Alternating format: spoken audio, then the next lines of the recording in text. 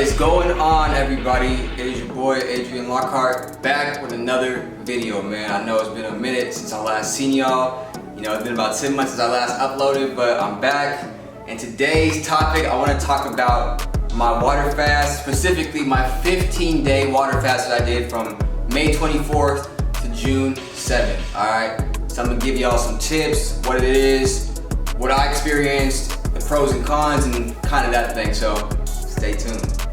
By the way, shout out to the hair because, you know, got my locks going. I got starter locks. Well, my hair won't lock up until about another month or so, but I just got these in the first, so, you know, it's gonna be crazy. So, fasting in itself, according to Britannica, I got my notes right here, is the abstinence from food or drink, both for health, ritualistic, religious, or ethical purposes. And the reason I fasted for 15 days was because I have, as you guys know in my last video, I have eczema, suffer with dry skin and stuff like that. And I try to really explore natural ways to get rid of the condition and make my life better, you know? So with 15 days of the fasting, I use chlorophyll and distilled water. Distilled water is really good for clearing out toxins in the body, and inorganic minerals because it has negatively charged ions. And with positively charged ions, which are really bad for the body, when you get a magnet like negative and positive, they attract, they flush out the system. And I also added chlorophyll because chlorophyll is like a blood builder. This is the water. It's distilled water, as you guys see, with chlorophyll and the key lime. So to go into more detail of what chlorophyll is, chlorophyll actually closely resembles our blood cells. Hemoglobin is the pigment that gives our blood its red color, as well as its oxygen carrying capacity.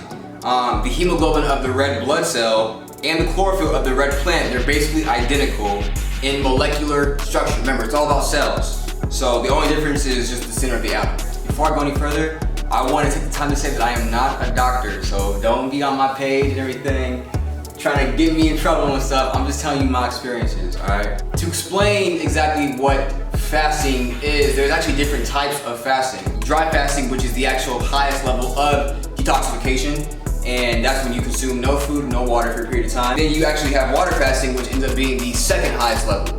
And that's just when you consume water. That's what I did for about 15 days, water and chlorophyll.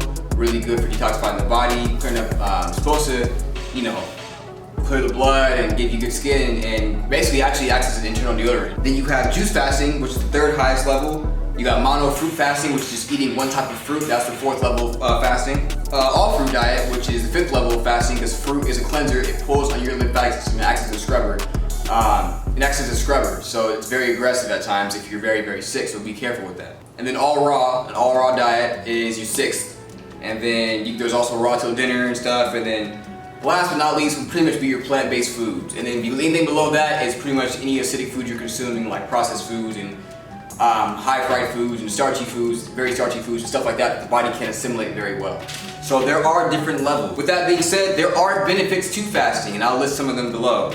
Decreases inflammation, which is what I experienced. You also get recovery, repair, and the healing of your body is way more efficient because it's not processing and utilizing digestion and energy to break down food. So it has all that energy to just cleanse the body out. It decreases your blood pressure, it slows down the aging process, and it helps with digestive issues. So, you know, if you're suffering, if you're bloated and stuff like that, try doing an intermittent fast or try fasting and see how you feel. With that being said, there are people who should not fast, and that being people who have eating disorders, people who are underweight, if you're pregnant or you're breastfeeding, if you got heart problems, and if you have type 1 diabetes, and I do not recommend fasting for you because that could be potentially dangerous. With my eczema, I definitely believe, since it was chronic, you know, the issue was a lot deeper than just, you know, taking a pill or you know, oh, I just stopped using a certain soap, some external factor. This is very internal. And I know that because when I was fasting, even like 15 days with no food and stuff, I was still experiencing flare-ups.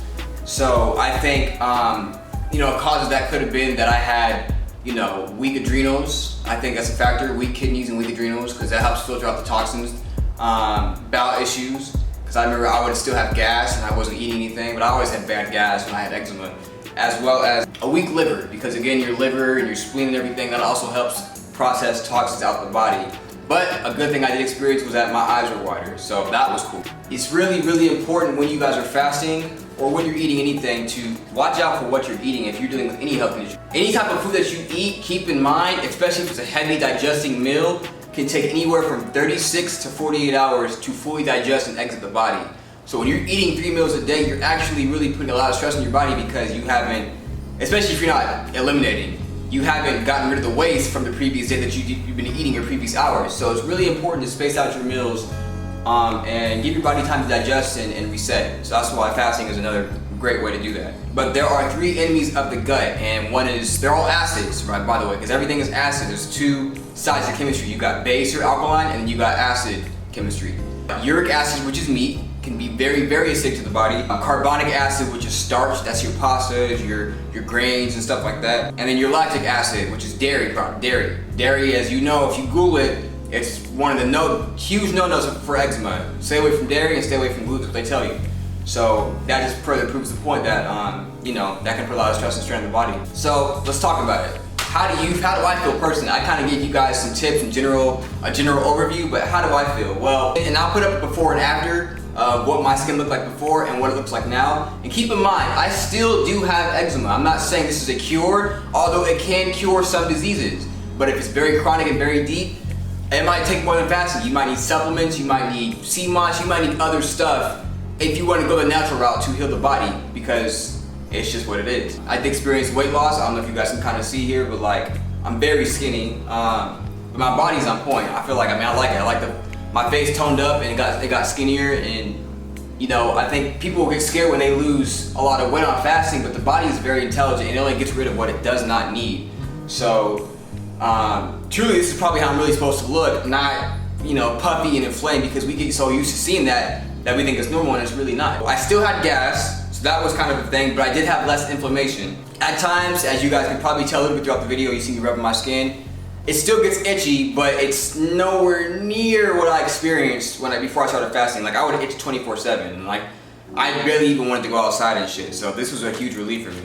One of the things I really love about what I did with fasting after the results was I'm calmer, and I'm able to be a lot more in the moment with things. I remember I would struggle a lot with like talking to people because I would be so busy scratching my skin that it was hard for me to relate to people, and now I'm able to like really sit there and listen and like really be engaged in the conversation, and I love that. I love that for myself. But I still do, like I said before, because I'm itching, I still do experience flare-ups at certain times of the night or throughout the day, and I know I still have gut issues, I'm sure. So it could also be other internal organs that are not working properly that they need to, but everything takes time. Nothing happens overnight, guys. That's what I need you guys to understand. I don't want nobody to be discouraged when watching this video. Everything takes time. Rome wasn't built in a day.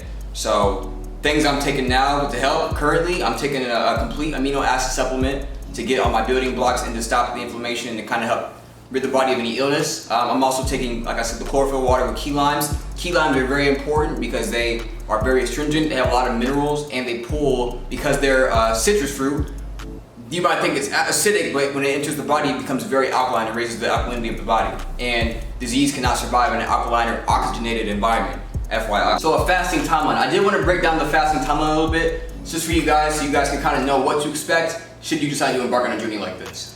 Within the first 1 to 2 days, I experienced what I call battery save mode within the body. So you kind of get a little irritable and hungry. It's cleansing the body, but it's essentially, you're a little hungry, but it is cleansing. You start cleansing the body. Then about 3 to 7 days in, that's when ketosis happens, and that's when your body burns. Since there's no more carbohydrates for the body to use because you're not eating anything, it starts burning fat. Remember, your body stores toxins in the fat, so that's why when you fast, you start losing weight, because the body is intelligent. It gets rid of all the fat, and in the fat is where the toxin stored. That's where you experience ketosis, and that's where you experience weight loss. And then about days 8 to 14, I experienced personally a high roller coaster of just ups and downs with my energy. I would wake up really tired, and then I'd drink some juice or walk around, or drink some water or walk around, and I'd be fine for a few hours.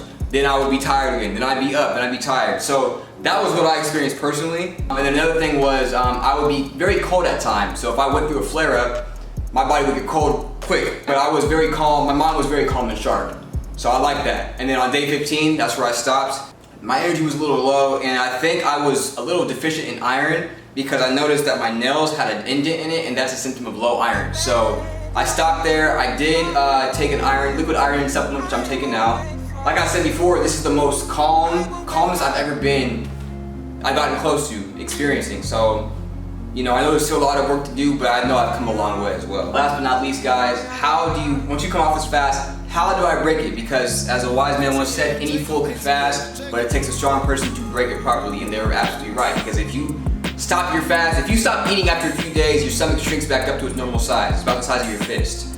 And when you stop eating, if you go back to eating heavy foods, or you just decide to have a big meal after a fast because you're hungry, you're going to suffer. You're probably going to experience a lot of cramping and stuff, because again, your body's in a state of rest. So now it's got to process all this heavy food that you put into the body, and there was no point in doing all that work to get to the point if you're going to break it improperly.